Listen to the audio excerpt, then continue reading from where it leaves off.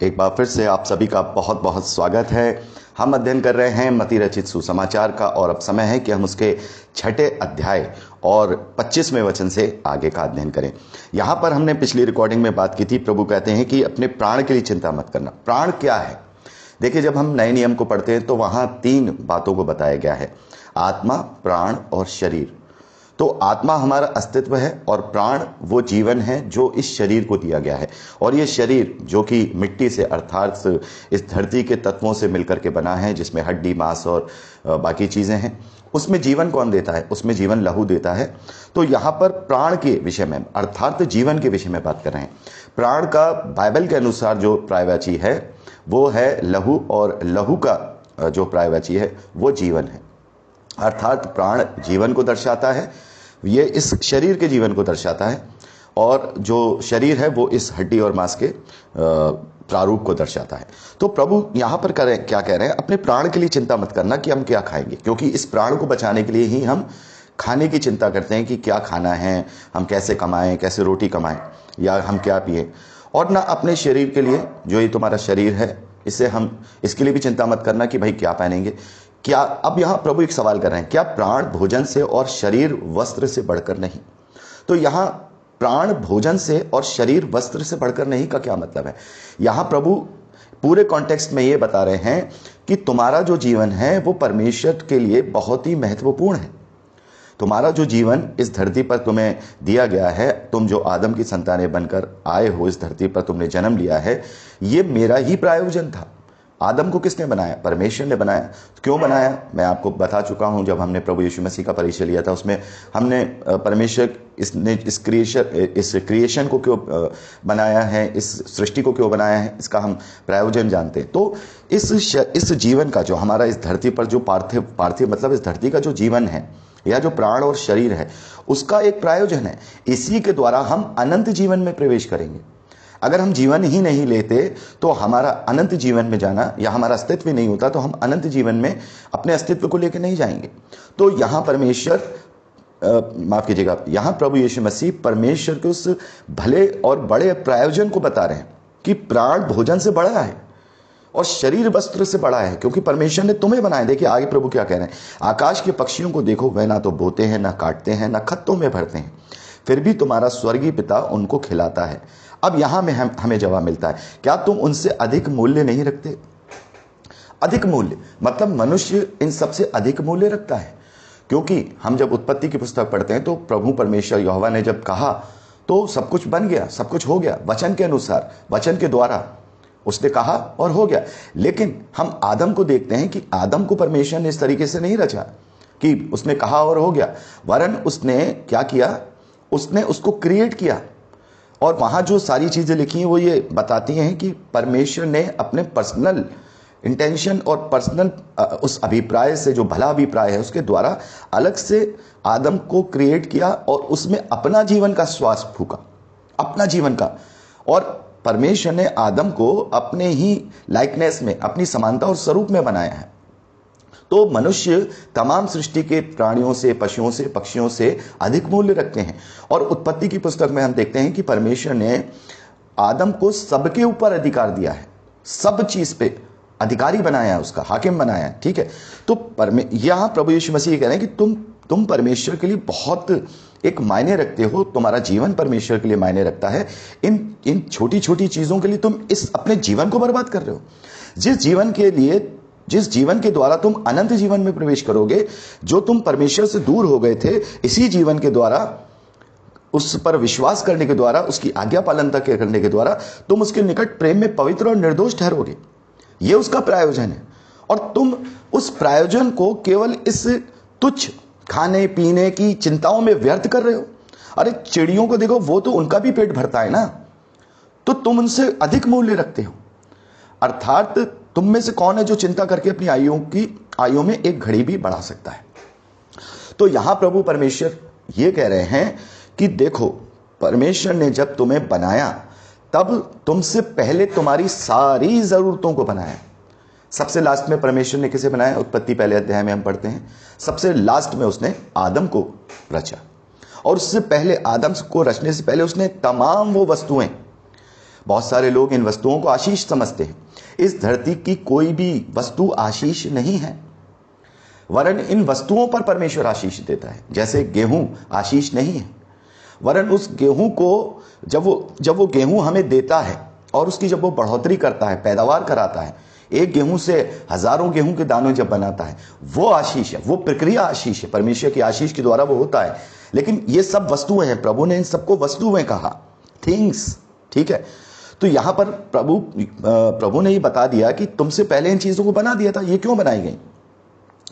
तमाम चीजें आदम तेरे लिए ही तो बनाई हैं, और जो चीज मैं तुझे दे चुका, जो चीज मैंने तुझे अधिकार दे दिया, तो उसकी चिंता क्यों करता है?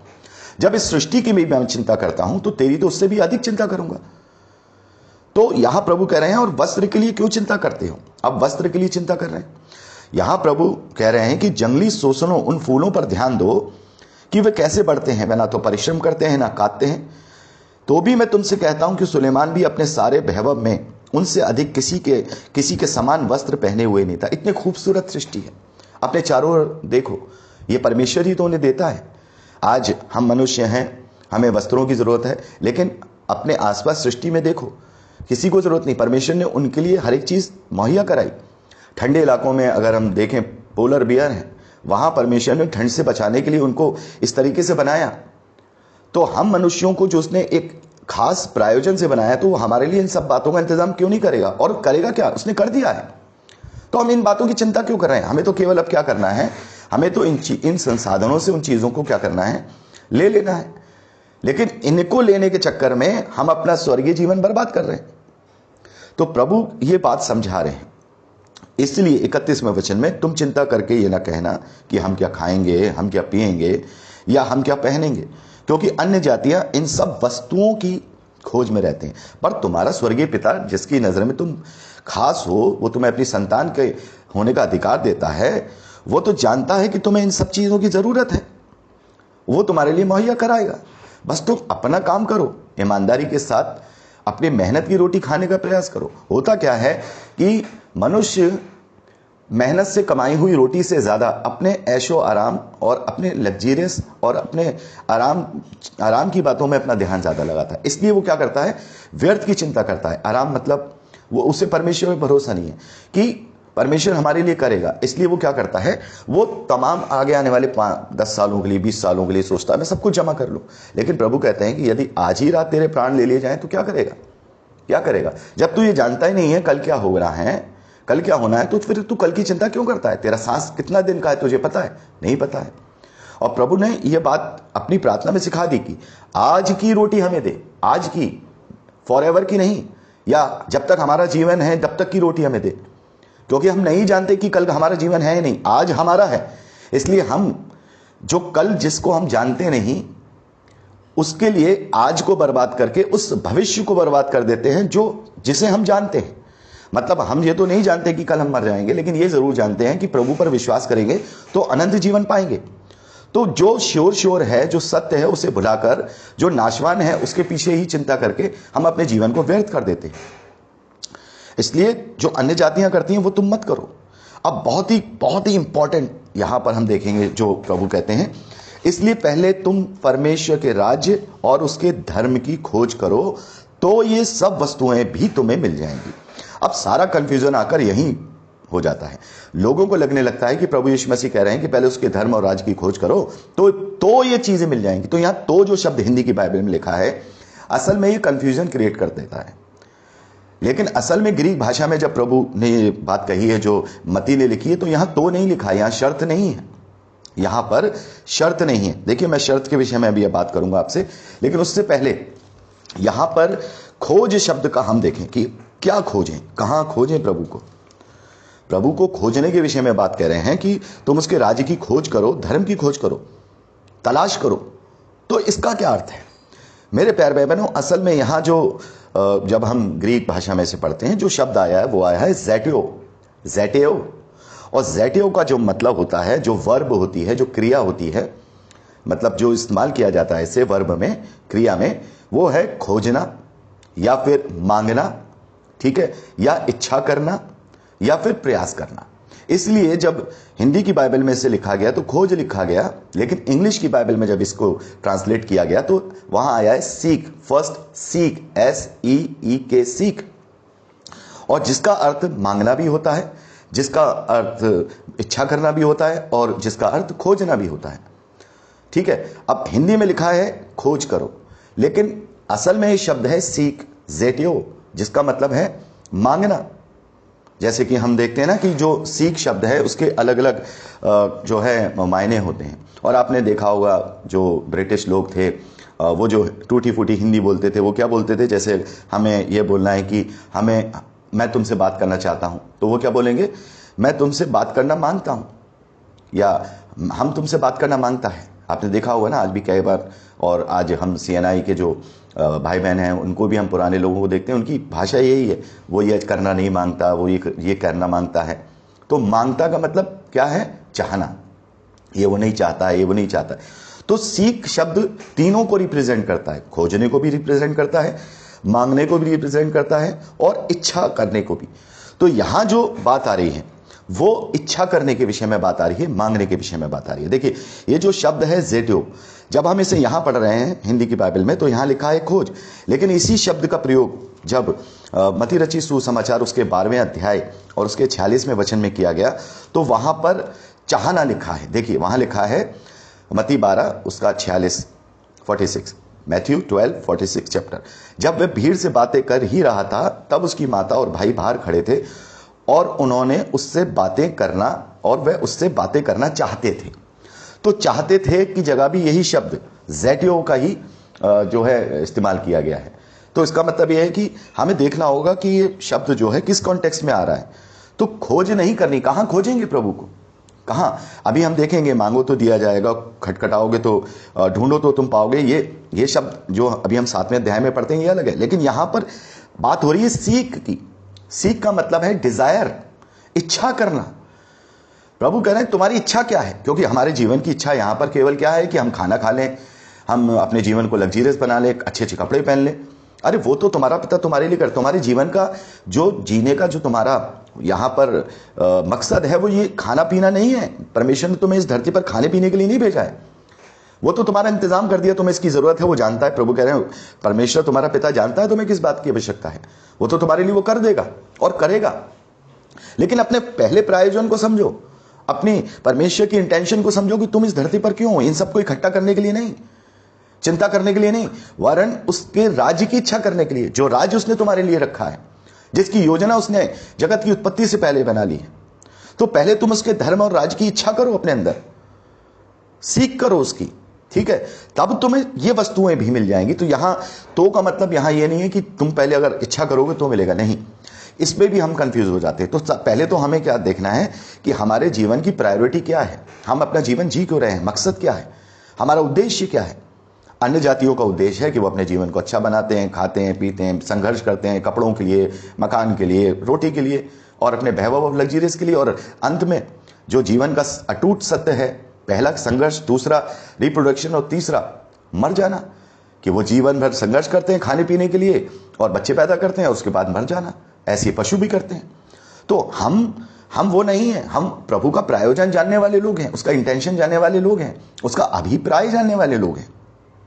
तो हमें पता है कि हमारे जीवन का लक्ष्य वो अनंत जीवन है। तो पहले हमें उसकी इच्छा करनी है। कहीं ऐसा ना हो कि इस धरती की चीजों की चिंता करते करते हम अनंत जीवन को खो दें, उस प्राण को खो दें जिस प्राण से के लिए प्रभु कह रहे हैं कि क्या प्राण भोजन से अधिक महत्व नहीं रखता। हमारा जीवन जो अनंत जीवन है, क्या वो इस नाशवंत जीवन से अधिक महत्व नहीं रखता है ना। तो इसीलिए प्रभु कह रहे हैं पहले उसकी इच्छा करो, बाकी चीजें तो मैंने तुम्हारे लिए मुहैया कर दी हैं, जो मैं तुझे दे चुका हूं उसको क्यों मांगता है। हम क्या देखते हैं, लोग केवल इन्हीं चीजों के लिए प्रभु को ग्रहण कर रहे हैं कि प्रभु मेरा जीवन अच्छा हो जाए, प्रॉस्पर हो जाए। सबकी इच्छा ये होती है कि परमेश्वर मुझे ये मिल जाए, परमेश्वर मुझे वो मिल जाए। प्रभु वहां से कहता होगा, अरे बेटा मैं जो तुझे दे चुका हूं तू वो मुझसे क्यों मांगता है। अपने चारों तरफ निगाह कर, जैसा मैंने आदम से कहा, तू अपने माथे की पसीने की रोटी खाएगा तो मेहनत कर ईमानदारी से, सारी चीजें तेरे लिए ऑटोमेटिकली हो जाएंगी। तो यहां पर हमारी प्रायोरिटी जीवन की, प्रभु कहते हैं हमारे जीवन की प्रायोरिटी, हमारी डिजायर, हमारी इच्छा वो परमेश्वर का राज्य और अनंत जीवन होना चाहिए। तो तो ये चीजें तुम्हें मिल जाएंगी का मतलब ये नहीं कि ये शर्त नहीं है। यहां पर जब इंग्लिश में हम पढ़ते हैं किंग जेम्स वर्जन बाइबल में लिखा है and all these things will be given to you as well.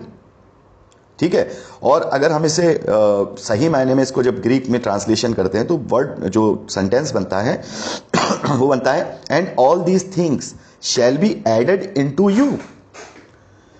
ये तो जुड़ जाएंगी तुमसे ऑटोमेटिकली। जब तुम ईमानदारी से काम करोगे तो परमेश्वर तुम्हारे लिए जो चीज पहले दे चुका है वो तुम्हें देता रहेगा। जीवन जीने का ये मकसद नहीं है, ठीक है, जीवन जीने का ये मकसद नहीं है, तो ये शर्त नहीं है, ये सत्य का आश्वासन है। प्रभु यीशु मसीह यहां शर्त नहीं लगा रहे हैं कि तुम ऐसा करोगे तो ऐसा होगा, नहीं। प्रभु यहां पर कह रहे हैं and all these things shall be added into you, unto you. तो इसका मतलब यह है कि वो कह रहे हैं ये भी तुम्हारे साथ जुड़ जाएंगी, ये भी तुम्हें मिल जाएंगी, ये भी तुम्हें भी ऑल्सो एज वेल तुम्हें मिल जाएंगी। तो यहां प्रभु कह रहे हैं, शर्त नहीं लगा रहे हैं, बल्कि वो सत्य का जो सत्य है प्रभु बता रहे हैं उसका आश्वासन दे रहे हैं कि यस ये हो जाएगा तुम्हारे लिए, क्योंकि उसने इसको पहले से ही तुम्हारे लिए रखा है। तो जो तुम्हारे लिए रखा है उसके लिए चिंता मत करना। अतः कल की चिंता ना करो, क्योंकि कल का दिन आप चिंता कर लेगा। आज के लिए आज का ही दुख बहुत है। इस धरती पर हम इन ऊंट कटारों में जी रहे हैं, तो आज अपने जीवन में देख लें कि हमारे जीवन की इच्छा क्या है। कल तो अनंत जीवन का सत्य है, इस धरती का कल झूठ है, पता नहीं हमारे जीवन में होगा या नहीं होगा। तो इसकी चिंता करके हम अपने उस जीवन का क्या कर रहे हैं, उस जीवन को खो रहे हैं। इसलिए प्रभु कहते हैं कि तुम उसकी इच्छा करो, अपने जीवन की प्रायोरिटी केवल उसका राज्य और धर्म को रखो, तो देखो तुम्हारा जीवन इन सब चिंताओं से ऊपर बढ़ जाएगा। तो हम यहाँ पर छठे अध्याय को यहाँ पूरा करते हैं और अब 7वें अध्याय का अध्ययन अगली रिकॉर्डिंग में करेंगे। परमेश्वर हम सबको आशीष दे।